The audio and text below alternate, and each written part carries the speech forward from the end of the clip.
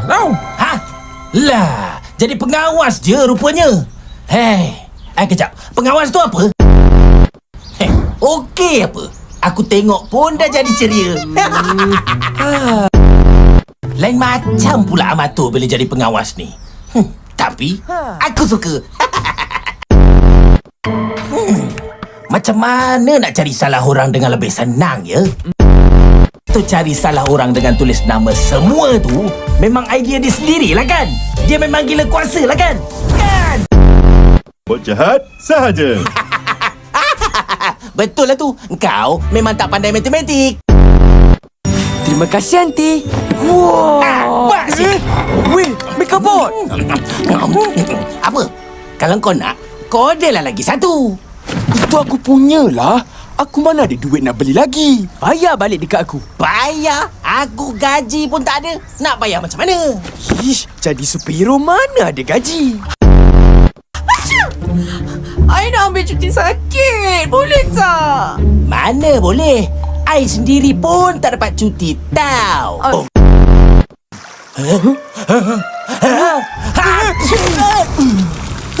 Kau pun tak sihat juga. Tak adalah. Aku cuma alah dengan kau je. Hang ni sakit apa? Oh, senang aja. Saya sakit hati dengan abang tu.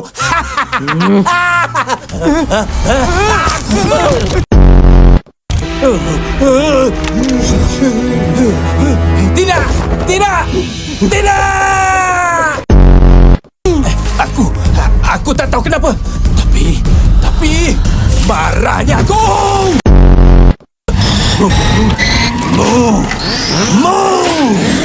Kau akan menyesal buat aku marah. Apa? Kerbau kau panggil aku? Aku lembu lah. Kau lari. Apa jadi ni? Aku kat mana ni? Siapa kau ni? Kau dah mula lupa ke? Ni akulah, Amato. Ha? Ahmad Lato-Lato? Yalah, tadi betul.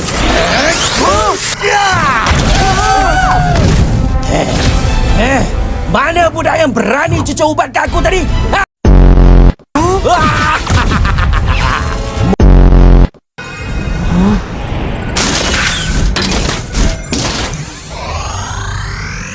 Selamat pagi. Adakah tuan-tuan semua sihat? Dek, pagi apa? Dah nak malam dah ni. Setiap waktu ialah waktu pagi, menandakan hari yang baru dan permulaan yang positif. Jangan risau, biar saya bagi arahan pada diri saya sendiri. Megabot, bersihkan kawasan ini cepat. Baik. Wah, bestnya Megabot baru ni. Sungguh sopan dan baik hati. Tapi aku macam lagi suka Megabot yang lama. Yang degil dan barat tu. Kenapa pula? Tumpang lalu, saya nak sabar. Okeylah, dah lewat ni. Kau tidurlah dulu. Alah, hai kacang ketot. Bilanglah satu-satu. Tidurlah tuan, tidur. Takutlah burung hantu. Burung hantu nakai. Duduklah bawah dapur. Kera duduk mengai. Beruk tidur berdengkur.